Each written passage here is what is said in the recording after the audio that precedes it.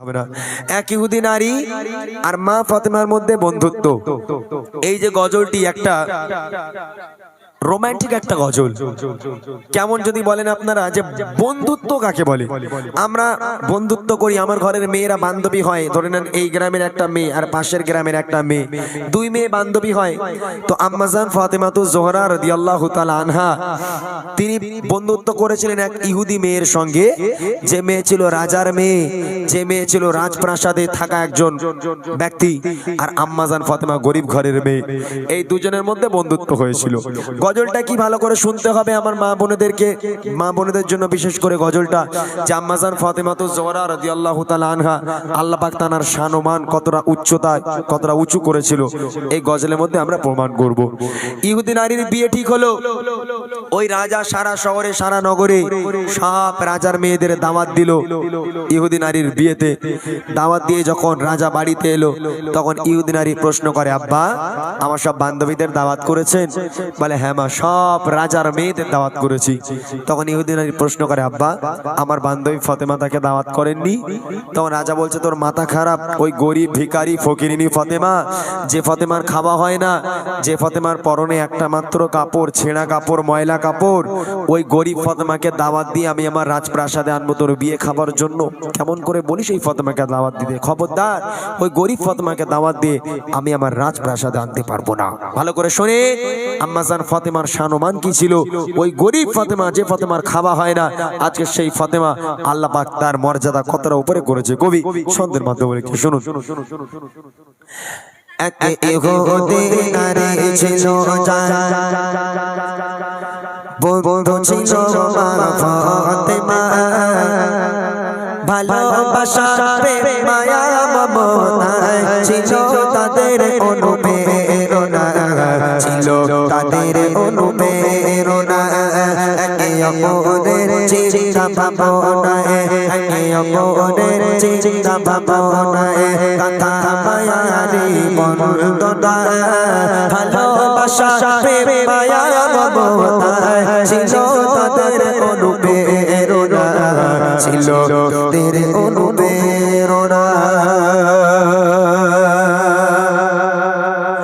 এক তারিখে ইহুদি মেয়ের বিয়ে হবে, ঠিক হলো। মেয়ের পিতা একে একে সব প্রিয়জনদের দাওয়াত দিল। এক তারিখে ইহুদি মেয়ের বিয়ে হবে, ঠিক হলো। মেয়ের পিতা একে একে সব প্রিয়জনদের দাওয়াত দিল, প্রিয়জনদের দাওয়াত দিল। মেয়ে বলে দাওয়াত দিয়ে এসো, মেয়ে বলে দাওয়াত দিয়ে এসো, আমার বান্ধবী ফাতেমা না এলে সে আমার বাড়ি, এ বিয়ে আমি করব না, এ বিয়ে আমি করব না। ইহুদি নারী ছিল যার বন্ধু ছিল মা ফাতেমা, ভালোবাসা প্রেম মায়া মমতায় ছিল তাদের অনুপ্রেরণা, ছিল তাদের অনুপ্রেরণা।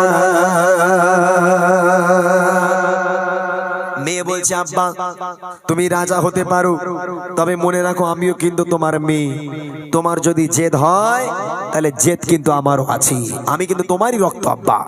রাজা বলছে, মা তুই রাজার বাড়িতে মানুষ, তুই একটা কথা ভেবে দেখ, তোর বিয়েতে কত রাজা বাদশার মেয়েরা আসবে, দামি দামি পোশাক পরে, নতুন নতুন পোশাক পরে আসবে, আর আমি জানি গরিব ফাতেমার খাওয়া হয় না, তার পোশাক টোশাক নেই, একটা মাত্র বোরকা পরে থাকে, তাও ছেঁড়া তাবলি মারা বোরকা। ওই গরিব ফাতেমা যদি এত দামি দামি রাজার মেয়েরা আসবে, তাদের মধ্যে যদি গরিব ফাতেমা ঢুকে যায়, আমার রাজপ্রাসাদের মান থাকবে? হ্যাঁ, আমার মান সম্মান সব চলে যাবে।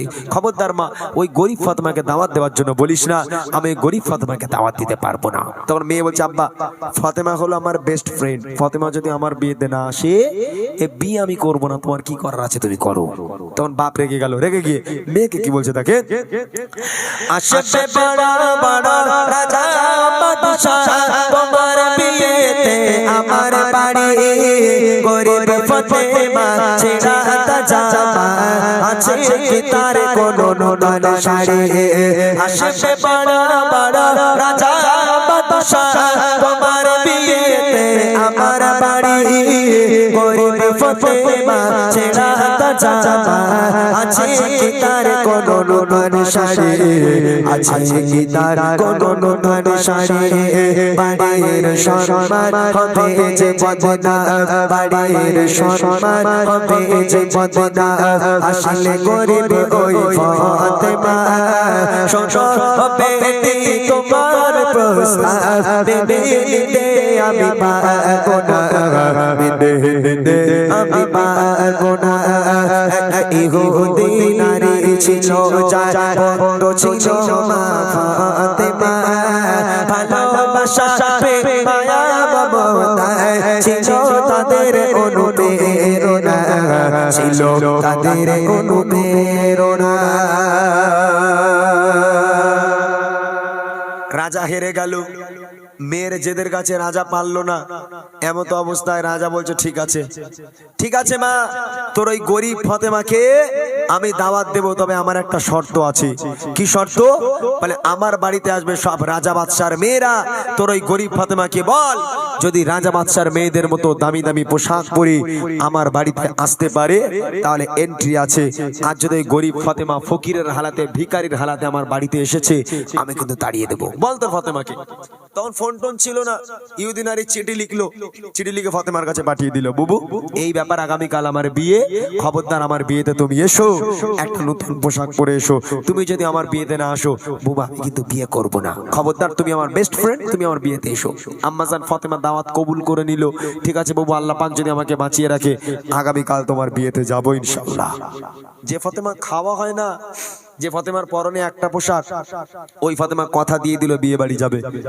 এইবার বেলা গিয়ে সন্ধ্যা এলো রাত হলো যত গভীর রাত হয় আম্মাজান ফাতেমা নামাজের পাটি ফেলে আল্লাহর দরবারে সিজদায় পড়ে হাউ হাউ করে কান্না শুরু করে দিল নবীর মেয়ে ফাতেমা এত কান্না কাঁদে সিজদায় পড়ে এত কান্না হাউ হাউ করে কাঁদতে লেগে গেল ফাতেমার চোখের পানিতে তার জামা মুবারক ভিজে জায়নামাজের পাটিটা পুরো ভিজে গেল আমার আল্লাহ পাক ডাক দিয়ে বলে এই জিবরিল তাড়াতাড়ি করে জান্নাত যাও নবীর মেয়ে ফাতেমা কাঁদছে আমি আল্লাহ সহ্য করতে পারবো না জান্নাতে যাও গিয়ে একটা জান্নাতি পোশাক তৈরি করো একটা জান্নাত থেকে খুশবু নাও ফাওরান চলে যাও দুনিয়ার বুকে আমার নবীর কাছে দিয়ে এসো গিয়ে বলো আল্লাহ পাক জান্নাত থেকে তার মেয়ে ফাতেমাকে উপহার করেছে হযরতে জিবরিল আমিন জান্নাতে চলে গেল একটা জান্নাতি দামি পোশাক আর একটা খুশবু একটা প্যাকেজের মধ্যে তৈরি করে দুনিয়ার বুকে আমার নবীর কাছে দিয়ে গেল ইয়া রাসূলুল্লাহ ইয়া হাবিবাল্লাহ আল্লাহ পাক আল্লাহ তাআলা আপনার মেয়ে ফাতেমাকে উপহার করেছে আপনি দিয়ে আসুন আমার নবী ওই রাতের বেলা ফাতেমার বাড়ি গিয়ে হাজির ফাতেমা দরজা খোলো দরজা খুলে গেল আম্মাজান ফাতেমা সিজদায় পড়ে হাউ হাউ করে কাঁদছেন আমার নবী পাক বুঝতে পারলো কোনো কথা বললো না শুধু বলল ফাতেমা এই প্যাকেজটা তোমার হাতে দিচ্ছি তুমি তোমার ঘরে রেখে দাও আমি আব্বা কাল আসবো কাল কথা হবে জাস্ট এতটুখানি কথা বলে নবী পাক বাড়ি চলে গেল আম্মাজান ফাতেমা ওই প্যাকেজটাকে ঘরের একটা কোণায় রেখে দিয়ে সিজদায় পড়ে পুনরায় আবার হাউ হাউ করে কান্না শুরু করেছে তারপর দেখেন কি হয় খোদার মহিমা কেউ তো বোঝে না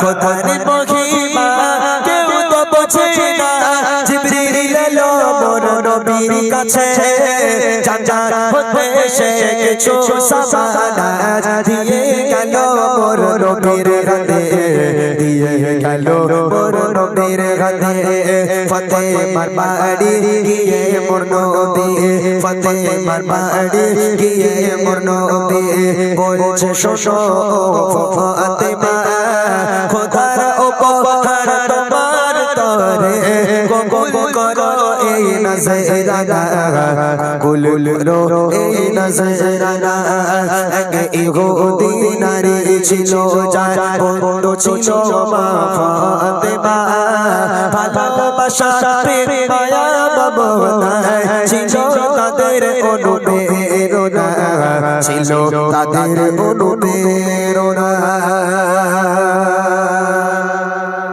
এইবারে দেখেন সকাল হয়ে গেল, এবার বিয়ে বাড়ি যাওয়ার পালা, পোশাক জোগাড় হয়নি। আচ্ছা নবীর মেয়ে ফতেমা যে কথা দিল, বুবু আল্লাহ পাক যদি আমাকে বাঁচিয়ে রাখে আগামীকাল তোমার বিয়েতে যাব, এখন নবীর মেয়ে ফতেমা যে কথা দিলে কথা জীবনে খেলাফ হবে? এ কি আমাদের কথা আপনাদের কথা যে খেলাফ হয়ে যাবে? নবীর মেয়ে ফতেমা কথা দিয়েছে মানে বিয়ে বাড়ি যাবে। এখন আম্মাজান ফতেমা বাইরে তাকিয়ে দেখে সূর্য উঠবো উঠবো ভাব, সূর্য উঠবো উঠবো ভাব। সকাল হয়ে গেল, আম্মাজান ফতেমা আবার সিজদায় পড়ে আবার আল্লাহর কাছে কান্না শুরু করেছে, আল্লাহ বান্ধবীকে কথা দিয়েছি বিয়ে বাড়ি যাব, নতুন পোশাক কোথায় পাবো? আল্লাহ তুমি ব্যবস্থা করো। এমন তো অবস্থা, ওই সময় আমার নবী আবার ফাতেমার বাড়ি এলো, এই ফাতেমা দরজা খোলো। দরজা খুলে গেল, আম্মাজান ফতেমা দাঁড়িয়ে আছে, ছলো ছলো নয়ন নিয়ে আব্বার দিকে তাকিয়ে আছে। আমার নবী বুঝতে পারলো, কোনো কথা বললো না, শুধু বললো ফতেমা কাল রাত্রের বেলা যে প্যাকেজটা দিয়েছিলাম খুলে দেখেছো? আব্বা আপনি তো খুলতে বলেননি, আপনি বলেছেন ফতেমা রেখে দাও, আমি রেখে দিয়েছি, বলে নিয়ে এসো। প্যাকেজটাকে নিয়ে আসা হলো, আম্মাজান ফতেমা, আল্লাহ রাসূল বলছেন ফতেমা খোলো দেখো ওর মধ্যে কি আছে। আম্মাজান ফতেমা প্যাকেজটাকে যখন ছিললো, যখন খুললো, খোলার পর দেখছে আল্লাহ পাক আল্লাহ তাআলা জান্নাত থেকে আম্মাজান ফতেমার জন্য পৃথিবীর বুকের সবচেয়ে দামি একটা পোশাক আর পৃথিবীর বুকের সবচেয়ে দামি একটা খুশবু আল্লাহ পাক জান্নাত থেকে আম্মাজান ফতেমাকে উপহার করেছে। একবার জোরে বলুন না সুবহানাল্লাহ। সারাটা রাত ফতেমা কেঁদেছে, কাঁদার পর যখন নতুন পোশাক পেল, জান্নাতি পোশাক পেল, নবীর মেয়ে ফতেমা খুশিতে বাগে বাগ, তাড়াতাড়ি করে গোসল করে ফ্রেশ হয়ে জান্নাতি পোশাক পরেছে, খুশবুটা লাগিয়েছে। লাগানোর পর আব্বার কাছে গেল, আব্বা আপনি আমাকে বিদায় দেন, বান্ধবীর বিয়েতে যাব, আমি আর দেরি করব না। আল্লাহ রাসূল বলছে ফতেমা যাচ্ছ যাও, দুটো কথা খেয়াল রাখবে, কোন পরপুরুষ যেন তোমার চেহারা দেখতে না পায়। যে সমস্ত নারীরা পরপুরুষের সঙ্গে ওঠা বসা চলাফেরা কথাবার্তা, ওই সমস্ত নারীরাও যেন তোমার আশেপাশে না আসতে পারে, যাও চলে যাও। আব্বার কাছে থেকে বিদায় নিয়ে গুটি গুটি পায়ে ফতেমা রাজপ্রাসাদের দিকে যাচ্ছে। রাজপ্রাসাদে পৌঁছে গেল, যখন রাজপ্রাসাদের মেন গেটে ফতেমা পাটা রাখলো, রাখার সাথে সাথে দেখছে লাইন দিয়ে বসে আছে সারি সারি সব রাজার মেয়ে, একটা সাধারণ মেয়ে সেখানে নেই। আম্মাজান ফতেমা যেই পা রাখলো, রাজার মেয়েদের অবস্থা কি হচ্ছে শুনুন। যখন ফতেমা আসলো সে বাড়ি, চমকে ওঠে যজন রাজা বাদশা, কি অপরূপ পোশাক ফতেমা, হারিয়ে যায় সব মুখের ভাষা। যখন ফতেমা আসলো সে বাড়ি, চমকে ওঠে যজন রাজা বাদশা, কি অপরূপ পোশাক ফতেমা, হারিয়ে যায় সব মুখের ভাষা, হারিয়ে যায় সব মুখের ভাষা। সুবাসে ভরপুর তোর বগদর, সুবাসে ভরপুর তোর বগদর, শেষের গন্ধে দিবানা, কোথায় রাজা আর কোথায় বাদশা, করে ফতেমাকে বেঈমানা, করে ফতেমাকে বেঈমানা। ইহুদি নারী ছিল যার বড় ছিল মা ফাতেমা, ভালোবাসা প্রেম মায়া মমতা ছিল তাদের অনুপ্রেরণা, ছিল তাদের অনুপ্রেরণা। ফতেমা যেই পাটা রাখলো, রাজার মেয়েরা উঠে দাঁড়িয়ে গেল। যেই রাজার বাড়ি ফতেমা পা রাখলো, রাজার মেয়েরা উঠে দাঁড়িয়ে চোখগুলো বড় বড় রসগোল্লার মতো হয়ে গেল। একে অপরের সঙ্গে বলা বলি করতে লাগলো, কি ব্যাপার যে ফতেমাকে আমরা গরিব বলতাম, ভিখারি বলতাম, ফকির বলতাম, ওই ফতেমা যে এমন একটা পোশাক পরে রাজার বাড়িতে এসেছে, সব রাজার মেয়েদের হুঁশ উড়ে গেল। বান্ধবী এলো, বান্ধবী এসে ফতেমার হাতটা ধরে একদম সোজা স্টেজের উপর চলে গেল, যেখানে রাজার মেয়ের বিয়ে, মানে বিশাল বড় বিয়ে, বড় স্টেজ করা হয়েছে, বড় প্যান্ডেল করা হয়েছে, যেখানে কোণে বসবে, কোণের পাশে সিংহাসন দিয়ে আম্মাজান ফতেমাকে বসিয়ে দেওয়া হলো। এখান থেকে শিক্ষা দেখেন, যে রাজার মেয়েরা ফতেমাকে গরিব বলে, ভিখারি বলে, ফকির বলে, ওই সমস্ত রাজার মেয়েরা নিচে, আর আমার আল্লাহ গরিব ফতেমাকে সবার উপরে সিংহাসনে বসিয়ে দিয়েছে। একবার জোরে বলবেন না? জোরে হবে না সুবহানাল্লাহ? এটাই তো আল্লাহ পাকের খেলা। তুমি বড়লোক, তোমার অনেক টাকা, তুমি অনেক অহংকার করো, আরে আল্লাহ পাক চাইলে তোমাকে ভিখারি বানিয়ে একটা ফকিরকে তোমার এই দৌলত দিয়ে দিতে পারে। বান্ধবী ফাতেমার গায়ে টাচ করে বসেছিল, কিছুক্ষণ পরে দেখছি ওর গায়ে থেকে এত সুন্দর একটা খুশবু বার হচ্ছে, পুরো বিয়ে বাড়িটা মাতোয়ারা হয়ে যায়। এখন ওর বান্ধবী থাকতে না পেরে ফাতেমাকে বলছে, বুবু একটা কথা বলবো। বলে বলো। বলে আচ্ছা বুবু, তুমি যে পোশাকটা পরেছো আর তুমি যে খুশবুটা লাগিয়েছো, একটু বলবে কোন দোকান থেকে কিনেছো? বলে কেন? বলে না, আমার বাপ রাজা, আজও পর্যন্ত আমার বাপ এত দামি পোশাক আমাকে কিনে দিতে পারলো না, আর তোমার তো খামা হয় না, তুমি তো গরিব, তুমি কোথায় পেলে, কোথা থেকে এনেছো একবার বলো না বুবু। আর ফাতেমা কি বলবে, চণ্ডীপুর গেলি পাওয়া যাবে নাকি? হ্যাঁ, ওই চণ্ডীপুর বাজারে পাওয়া যাবে বলে মনে হয়? নাকি এদিক দীঘার দিকে গেলে ফাতেমার পোশাক পাওয়া যাবে?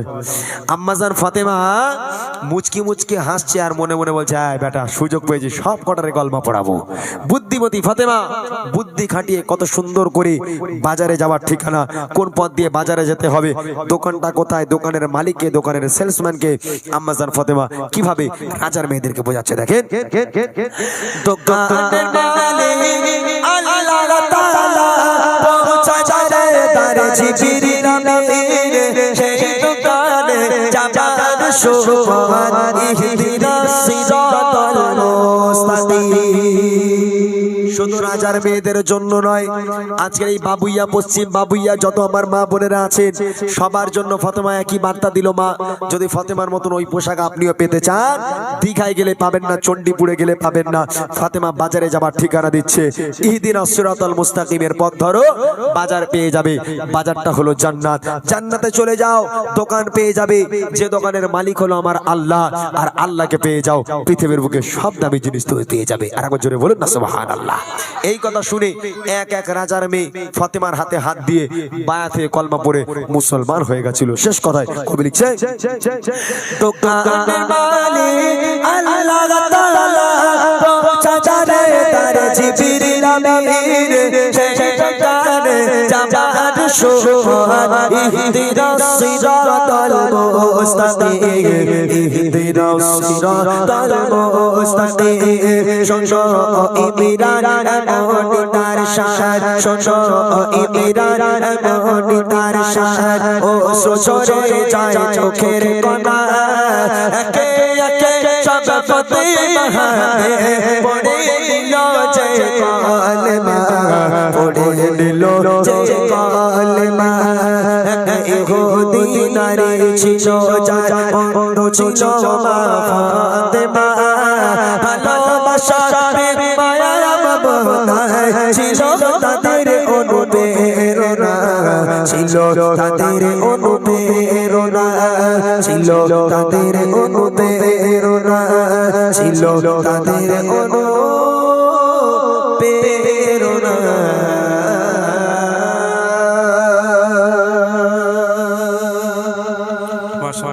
শুনলেন সেই ইহুদি নারী এবং ফাতেমার বন্ধুত্ব, সুন্দর কাহিনী। আমার ভাইরা বারবার বলছিল যেন গজলটা পুরো বলে।